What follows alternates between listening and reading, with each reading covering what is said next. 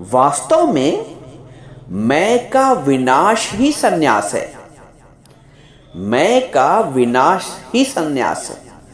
उसके लिए कहीं भागने की आवश्यकता नहीं है, त्यागने की आवश्यकता नहीं है कि हमने ये वस्त्र त्याग की ये वस्त्र पहनेंगे, ये भोजन त्याग की ये भोजन खाएंगे। ठीक है, आरंभ में तप है, इंद्रियों का तप है, लेकिन तुम ये कहो कि हम भाग के जाग जाएंगे, वो मुश्किल है।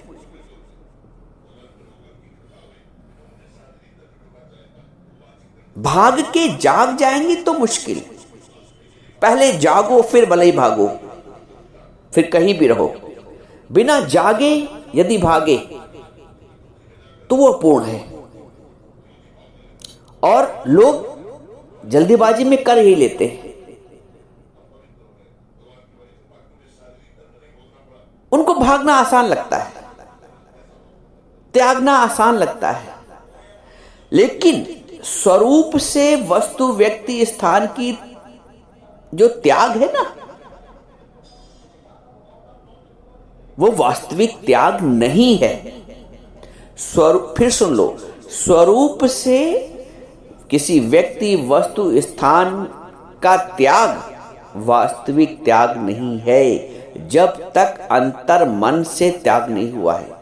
बाहर के संसार की त्याग अधूरी है जब तक मन के संसार का त्याग नहीं हुआ है। मन से संसार बसा हुआ है, सब कुछ याद है। बहुत लोगों के अनुभव में आजकल सुनता हूं, सब कुछ याद है, दोबारा लौटने की भी इच्छा है किसी किसी की।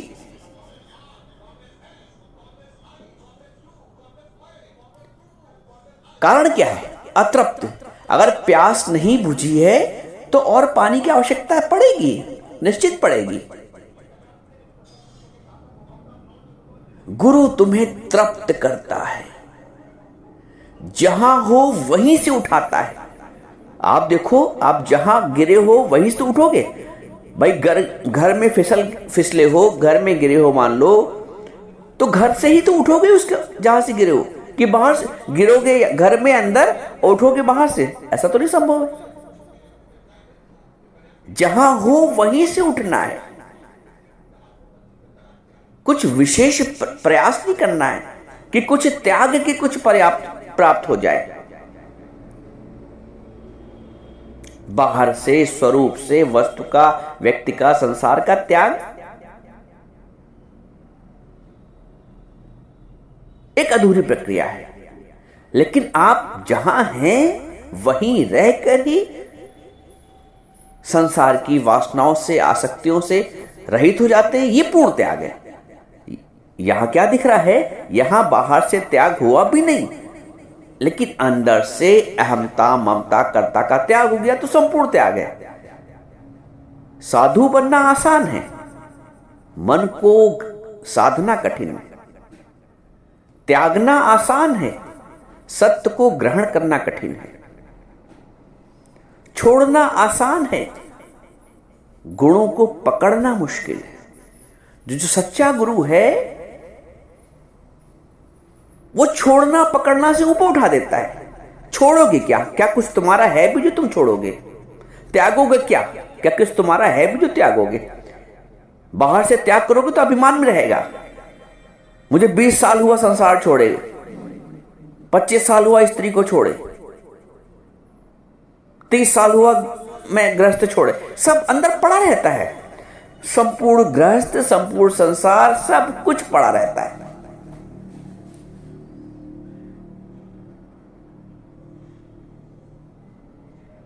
और ज्ञान तो ये कहता है, राजा जनक इतनी बड़ी राजाई में रहता है, इतना बड़ा महल, इतना बड़ा राज्य है, उन्होंने तो नहीं त्यागा। हां, उन्होंने त्यागा, मेरे पन को त्यागा, मैं पन को त्यागा।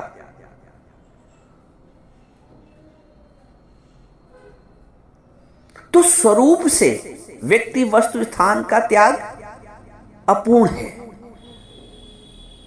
आप उसी स्थान में रहते हुए, उन्हीं व्यक्तियों के साथ रहते हुए, उन्हीं परिस्थितियों के अंदर रहते हुए आपने अंदर के संसार की प्रलय कर दी है, अंदर के संसार का त्याग कर दिया है,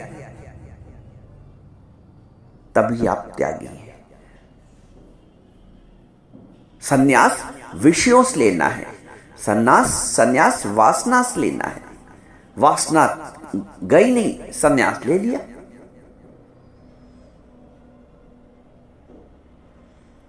वासना का क्षय हो जाए। वासना का क्षय करने के लिए बाहर से कुछ छोड़ने की आवश्यकता नहीं। आप जहां हैं वहीं रह के अपने ज्ञान की स्थिति बना सकते हैं, अपने आनंद की स्थिति बना सकते हैं। करना बस इतना है कि है इंद्रियों की शक्तियां बाहर की ओर जो बाहर से तोड़ करके अंदर से जोड़ दो। कर सकल द्वार बंद, समाधि लगाकर देख, अंतःकरण में ज्ञान की ज्योति जलाकर देख। है इंद्रियों की शक्तियां बाहर की ओर, ये जो बाहर की, जो आंख कान नाक मुख है ना, बाहर की ओर भाग रहा, बाहर का सुनना, बाहर का प्रपंच करना, मुख से जिह्वा से बाहर की विषय वस्तु में आसक्त होना, सारी इंद्रियां बाहर की ओर भाग रही हैं। है इंद्रियों की शक्तियां बाहर की ओर जो बाहर से तोड़ करके अंदर से जोड़ दो। इसे कहते हैं योग। इस जोड़ को ही योग कहते हैं, समझ लो।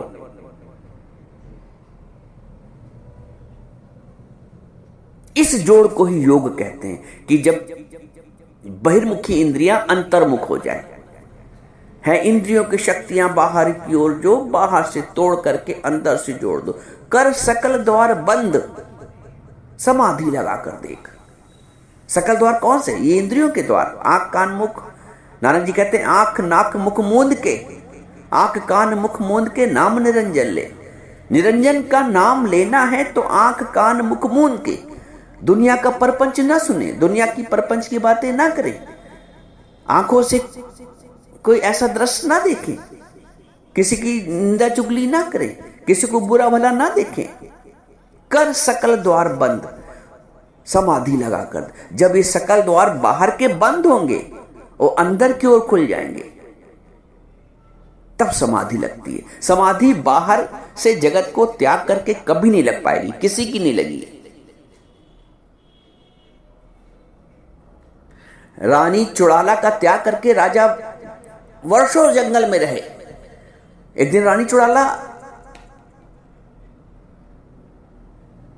उनसे गई मिलने, उनको परखने। रानी चुड़ाला ज्ञानमयी थी, उनकी आत्मा की स्थिति थी। उन्होंने अपने हाथ से उनको पानी पिलाया तो देखिए ऐसे हाथ तो मेरे रानी के थे। राजा को इतने साल पहले उसने घर का गृहस्थ का त्याग किया, रानी का, लेकिन आज भी उसके अंदर ऐसे हाथ, जब उसने पानी पिलाते हुए हाथ देखे रानी के, तो ऐसे हाथ तो मेरी रानी चुड़ाला के थे। अंदर से त्याग नहीं हुआ था ना, तो ऐसा त्याग किस? अंदर से जगत का नाश, बाहर से बहुत जल्दी कर लेते हो, बहुत शीघ्रता रहती है छोड़ने की। मैं करूं, छोड़ने की आवश्यकता ही नहीं। बाहर से छोड़ना, कोई छोड़ना नहीं हुआ जब तक अंदर से तुम विरक्त नहीं हुए। अंदर से विरक्ति का भाव। काम मांगो कुछ स्थिर ना रहा है।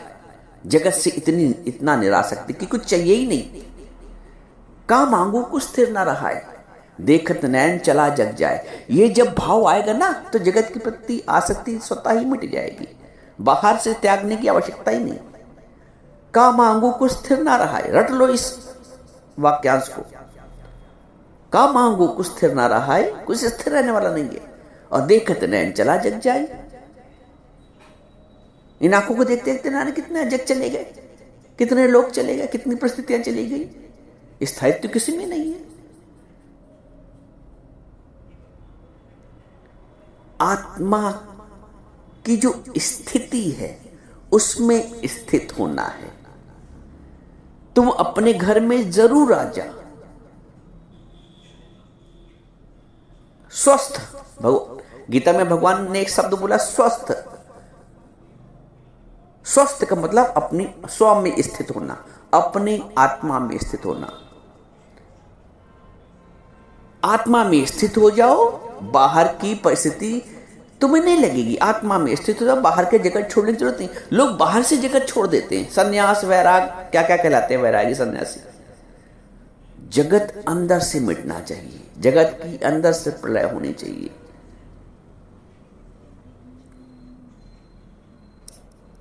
और जागृति भी अंदर से होनी चाहिए, अंदर से जागना है।